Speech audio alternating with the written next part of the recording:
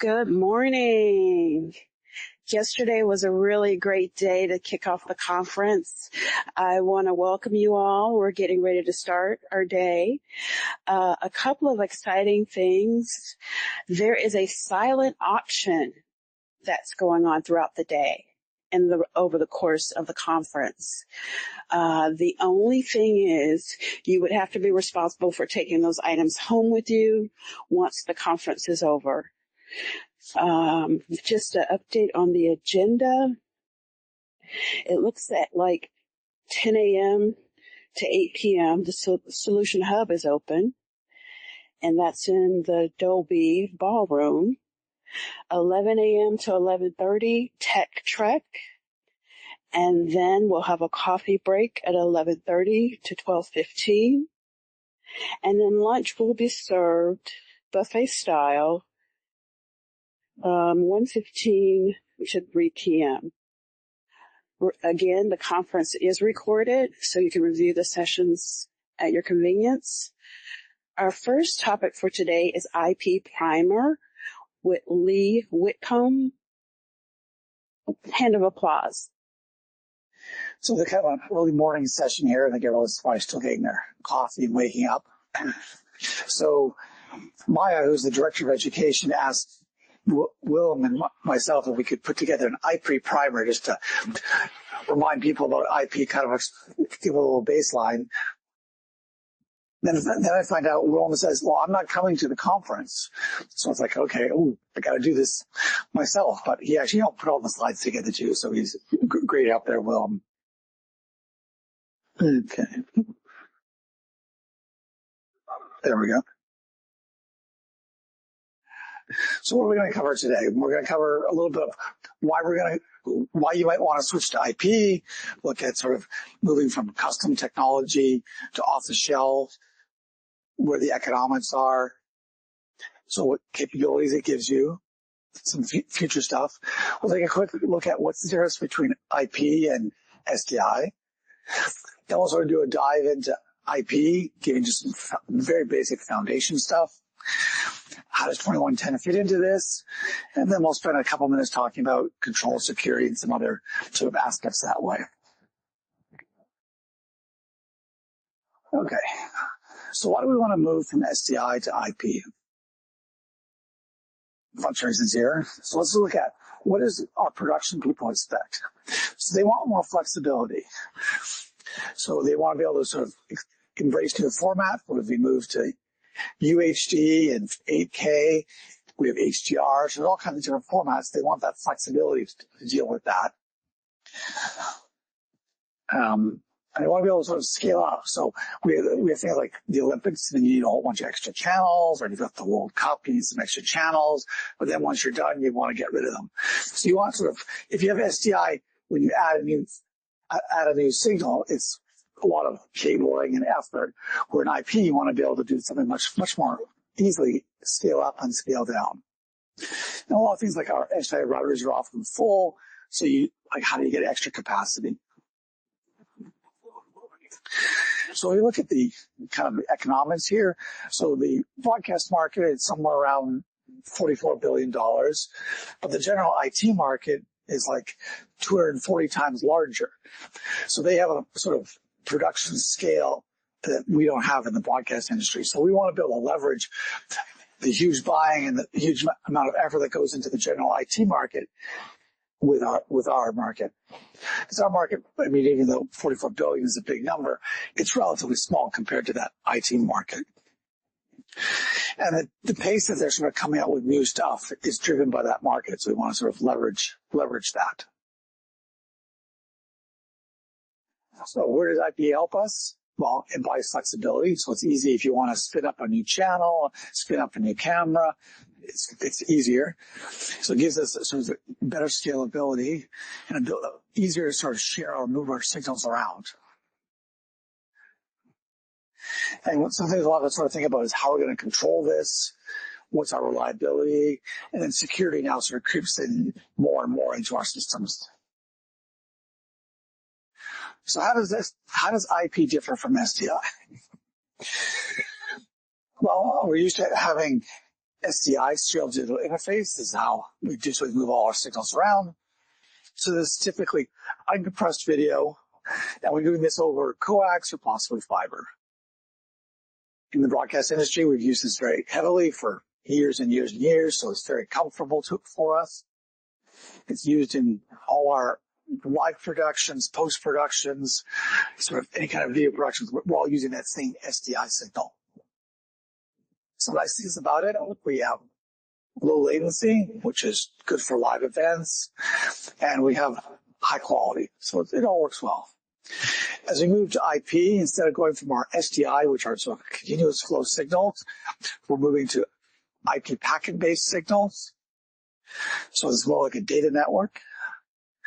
Now, some of the benefits there, this IP is used in many, many, many industries, so we're leveraging all the advantages and all the effort that goes into all of other industries. We can take that back into our industry, and it gets us that flexibility and scalability. So if I want to start up a UHD stream, or I want to have one of them that has HDR on it, it's easy to sort of mix and match and bring that online.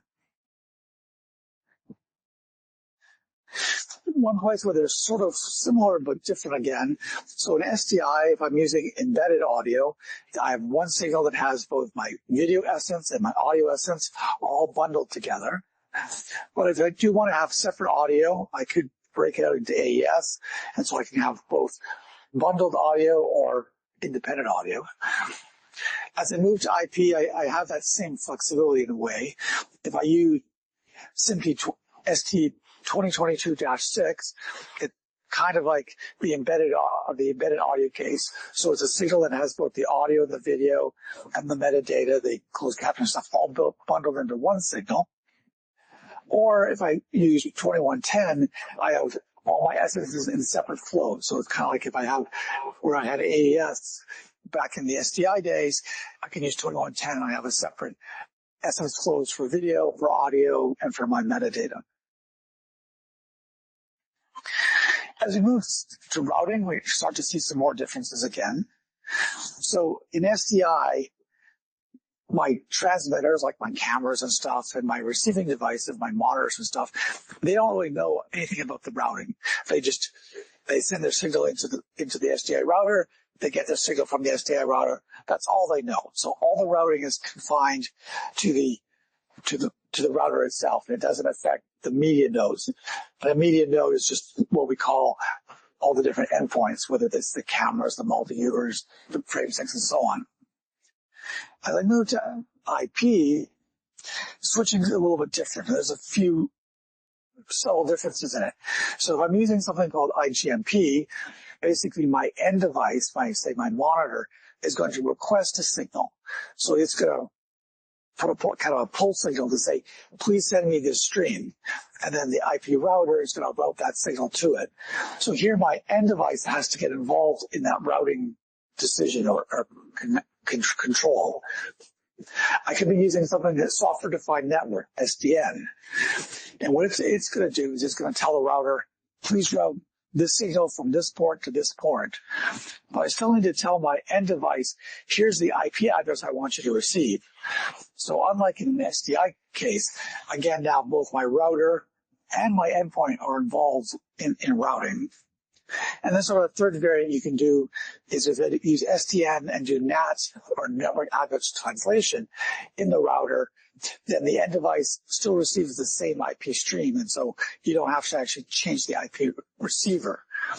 But for the most case, basically, both our receivers and our routers are involved in the routing decision.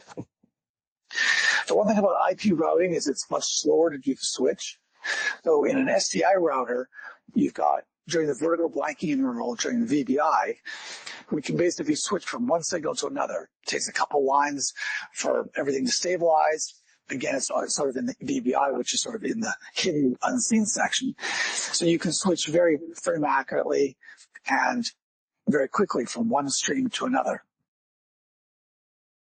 In IP, it takes a bit longer for the receiver to lock onto the new signal, for all the buffers to get properly happy, timed up. And so it takes a little while. And then we end up with sort of two different variants that we can do with our switching. Something called make before break or make after break. And different vendors call these different things. So depending on which vendor you're looking at, you may see slightly different naming, but the concept's still the same.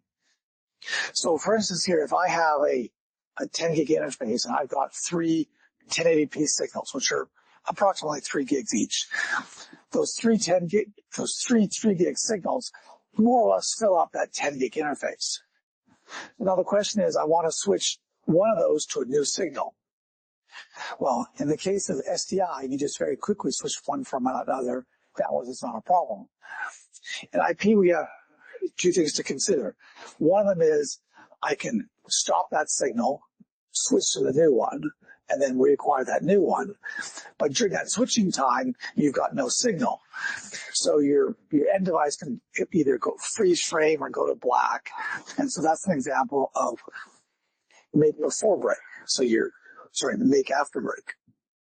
The other option is if you have the bandwidth, you can send that new signal as well as the old signals. And then so you're effectively up to like 12 gigs of bandwidth, or say if you're only using 2 signals originally, now you're back up to that 9 gigs in that 10 gig pipe. And once you've got the new signal acquired, then you very quickly switch from one to another. So you end up with these two models. One is you stop the signal, restart the new one, or you start the new one first and then switch out the old one after. So depending on your equipment, you'll have those sort of two different switching options. So that has a bit of a difference between SDI and IP. Okay, so let's just do a bit of a deeper dive. I won't go super technical, but this just give you just a flavor here as we look at IP. And this probably is a review for most of you, but if some of you are not really into IP, we'll just sort of cover that. So we have what we call the ISO model, and there's also then the sort of networking model. And we basically are breaking the network into many different layers. And that's sort of helpful for extracting things and making it at higher levels. You don't have to worry about the lowest level. Is it going over Wi-Fi? Is it going over cables and stuff? Because that's at a lower level. And so you can sort of limit your stuff to which level you're particularly working at. The lowest levels of both the models are basically the same. As we get up into the higher levels, some of the different models here, they combine. And so like in the TCP model, you have like this application level at the top, where the ISO model, we actually still break down into different layers. So starting at the lowest level is our physical layer. So this is like, how do we actually send a bit? So are we doing this over Wi-Fi or Ethernet or optical and stuff? So this is at the lowest level, it's dealing with the physical issues of getting bits across. We have to worry about things like, is our link half duplex, whole duplex? I can send in both directions at the same time, or is it simplex, right? Only you can either be transmitting or receiving at a time. So these are sorts of issues we have to deal with at the lowest level, the physical level. As we move up in the model, we have the link layer. This is where things like Ethernet live. So now we're sort of getting sort of packets or whole things across the network. So it's sort of one layer above the physical layer. We also have, for things like in Ethernet, as we want to be able to build larger networks, we have things like VLANs or virtual LANs. So it sort of abstracts, allowing you to have sort of what appears to be one network spread over a larger amount of area. Then we move up to a network layer. This is where our IP lives, in the case of an IP network. So this is now getting that information across the network.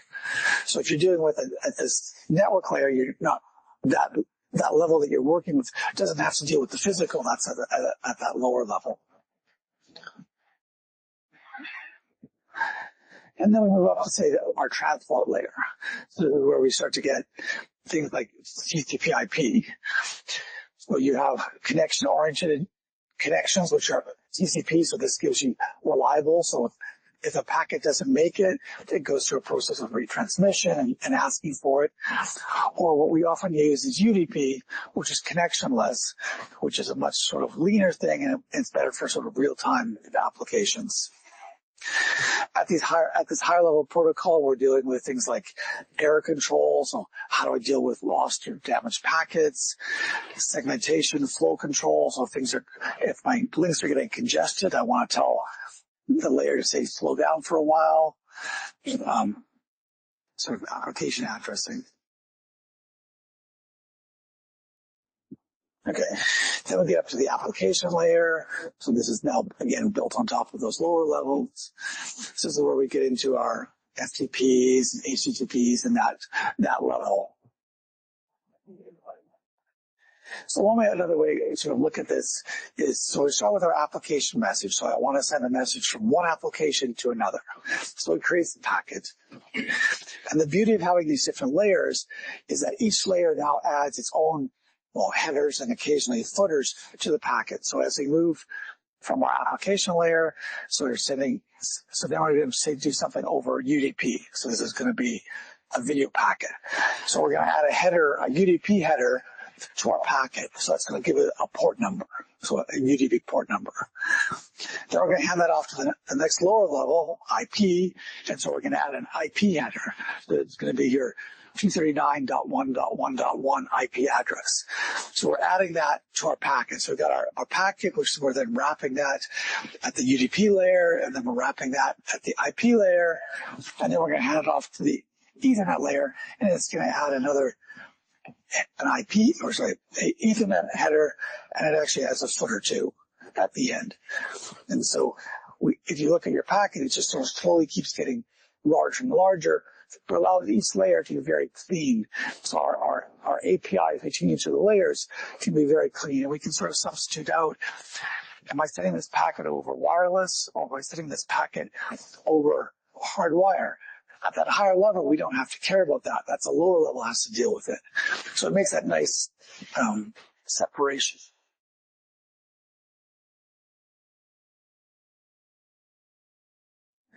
So now when I'm sending packets, there's a few different ways I can send it from one location to another. So I have something called unicast. So I want to send you a packet. So it's a one-to-one connection.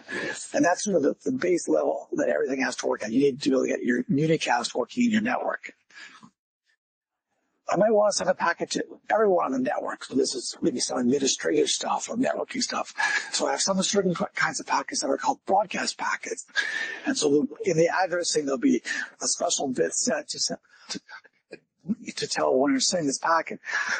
This is a broadcast packet, and it goes to everybody in the network. And then the last kind of addressing we use is called multicast. So this is very important when it comes to doing video and audio in our network, is I want to send it to many, many locations. So unlike broadcast that goes to everybody, or unicast that goes to only one person, multicast is going one to many. So this is the example in 2110. Most of our implementations or most of our network designs will be using that multicast option.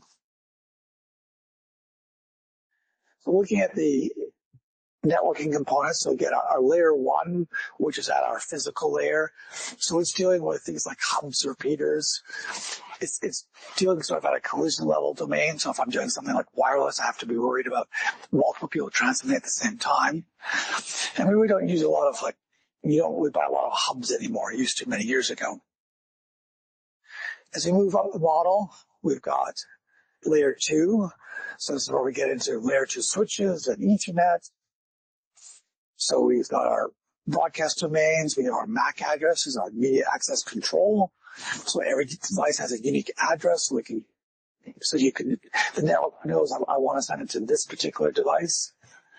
This is a layer that we sort of build our VLANs at. Then we move up to layer three, which is our IP routing.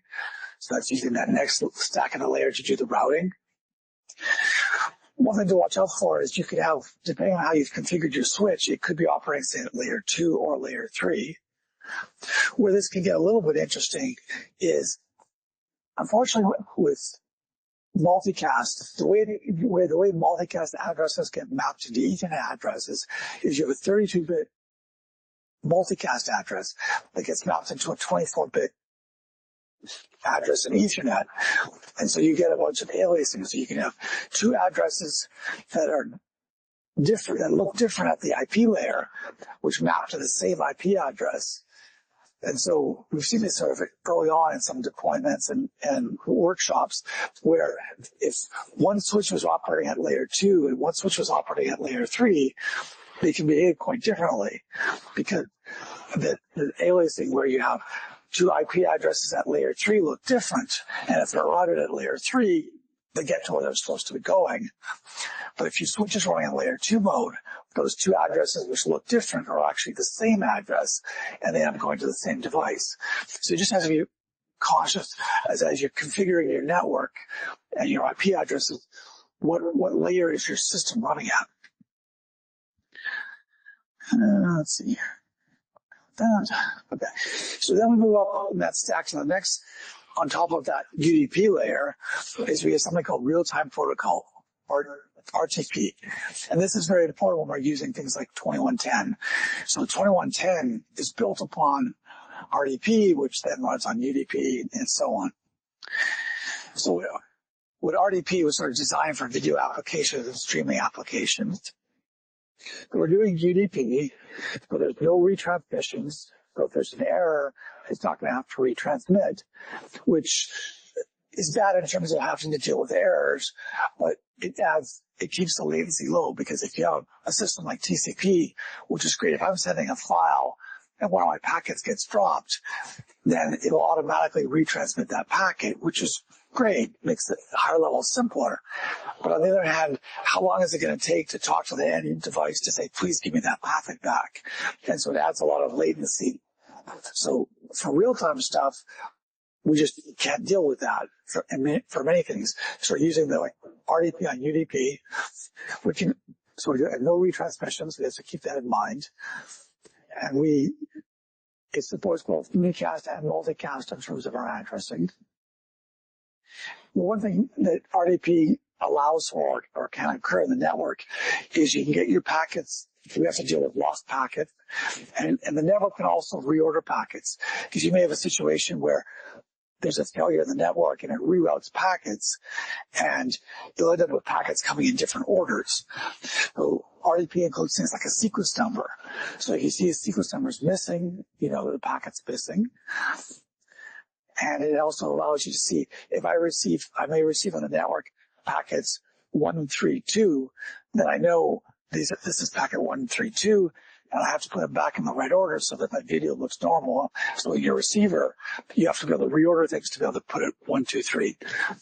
Well, theoretically that can happen. Practically, it doesn't happen very often. And again, RDP is now adding this extra header onto a UDP header. So back to where we just keep making the packet a little bit bigger. Now we're adding this RTP header, and it's getting a little bit bigger.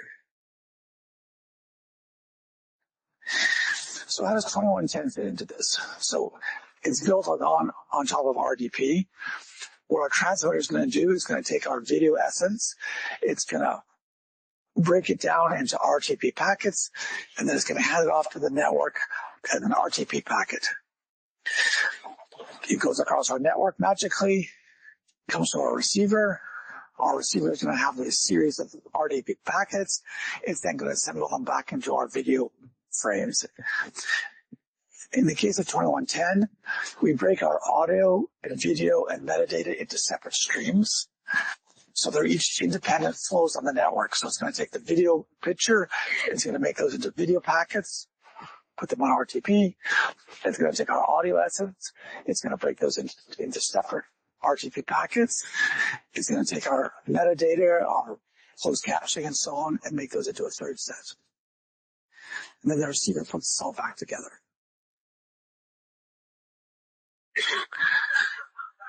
If we look at how we're going to do timing, or what was our gen lock? So in the case of SDI, we often used analog gen lock or analog black as our reference signal.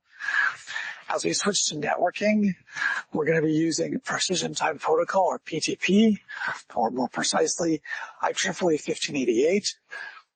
On top of that, we're going to use the SIMP ST2059, which describes how we're going to use that for our timing. If you want to get a sort of a deep dive into PTP and how we're going to set that up, a couple of things we can look at. On Thursday at noon, there's I'll be doing a session, the block 2 of the 2110 package. So if you're interested there, you can sign up for that course this Thursday. There is, I think, a $50 fee for it, so there's a minor nominal fee there. And another thing, if you want to get some more training on that, is that there's the SIMP. We had the summer boot camp. We now have the winter boot camp that's starting in 2 weeks. So if you go to the SIMP website, you can sign up. It's quite an intensive course.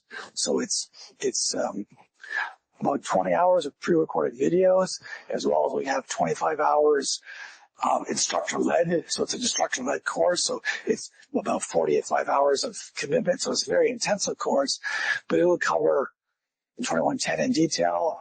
We'll cover PTP in detail. We'll cover a lot of other stuff. So a few different options there if you want to get this primer is just to kind of bring everyone to a sort of a quick baseline and get you thinking about this. But if you want to do the deep dive, that course is available. As we move on, we need to be able to do control, which is not part of the 2110 standard, but as you're building a system, you need to be able to control it. So how do I tell I want to route camera 1 to that pick on a multi-viewer? I want to route camera 2 live to air. How do I do that? Typically how you do this is using something called NMOS, which is produced by another group called AMWA. And so they have 2 specifications you'll want to use. So one of them is ISO 04, which covers registration and discovery. So this basically allows you to figure out what sources and destinations are on the network. So you're discovering what's available on the network. And then you've got AMWA 05, which is doing the connection. So this is, I want to connect this camera to this multi-viewer. That connection, after you've discovered it with AMWA ISO 4, you can use ISO 5 to do that connection.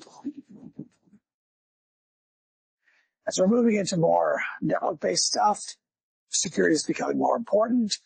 And we're in our SDI, it's very difficult to hack in because plugging in an SDI cable into the network wasn't easy. And even that just gives you that one signal. As we move to IP, it gives it a whole bunch more flexibility, but it also makes us much more vulnerable. Because if you get into the network, then you can do a lot of damage. So we need to be sort of much more mindful of our IT practices, which we can apply to video, and which we want to make our network secure. So the one thing as we move into sort of from broadcast people, a few differences that the IT people have to be aware of is we've got a lot of multicast, and we're using the PTP, which is used in several different industries, but not a lot of IT people may be familiar with that. So that brings up a few new things when it comes to security that we have to be mindful of. Okay, in summary, so we covered why we want to move to IP, what are the main differences between IP and SDI. So we're taking advantage of that scale of the IT industry, bringing that into our industry to help get costs down, allow us to get flexibility. So we can start new channels, get rid of channels very quickly, very easily. We've taken a quick look at how 2110 fits on top of all this, where we have to sort of put a bit of extra care in terms of how are we going to do control, how are we going to do security. And then, as I mentioned, if you want to learn more, there's the Thursday course you can sign up for. There are 3 blocks in the Thursday course. The first one is on 2110. A bit more detail on that. The second block, which is first block at 9:30. Second block is at noon. It's going to cover it's going to cover PTP in a lot of detail. And then the third one is dealing with high-level things. How do you motivate your staff? How do you manage the projects? How do you do career development? So Carl Kuhn will be handling that third segment. So for $50, you get all 3 of those segments. with that, I think we've got a couple minutes for any questions, or if you want to reach out to me, that's my contact information, or Will on the Goose help put these slides together. Any questions?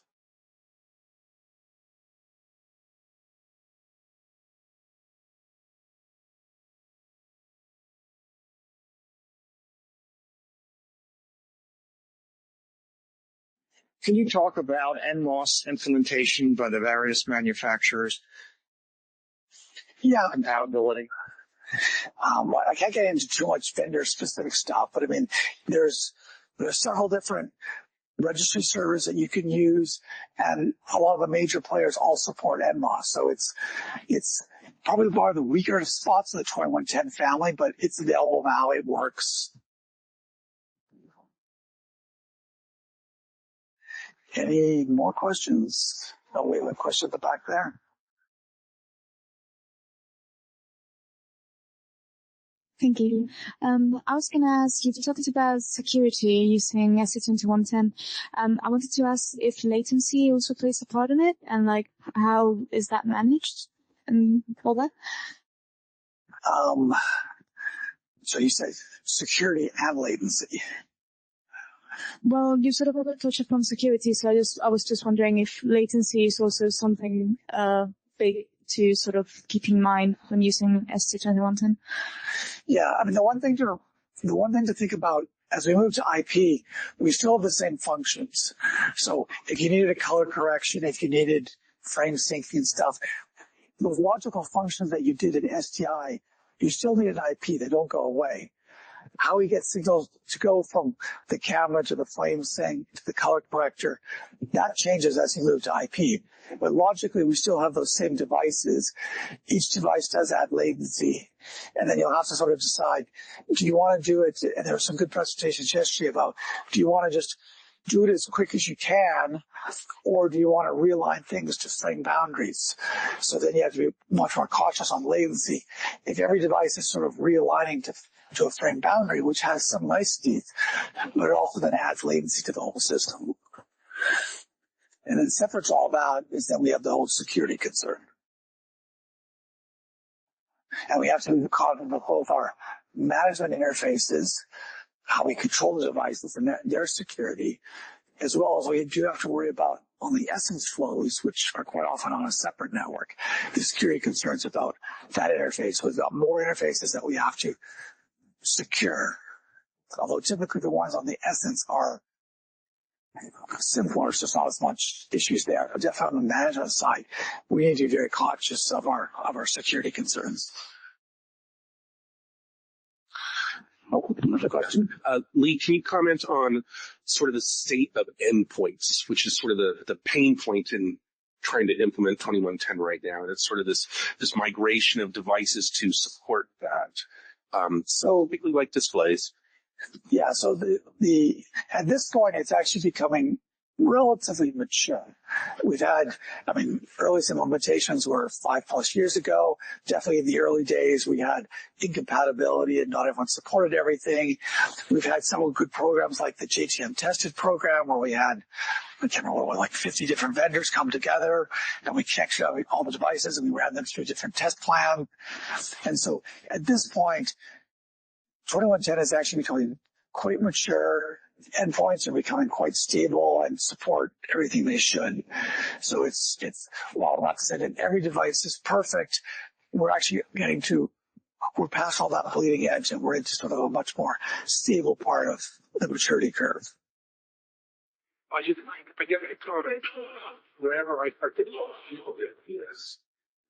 There is this massive cost of throwdown boxes and interface converters that you have to consider relative to just dropping in a network to support your audio and, video transport. Yeah, early on, there wasn't a lot of, say, like monitors and other devices, multi-years that supported it. So you end up with having a lot of gateways, which was good when I worked for a company that would make gateways, is we would sell a lot of gateways. But yeah, as the things mature, a lot more devices are natively supporting 2110. And there's also just to be aware of, there's also another thing being done with the VSF called IPMX, and it's built on 2110 to get more to that prosumer market to try to help get those costs down. And okay, I think I'm out of time. So thank you, everyone. Yeah, that's all.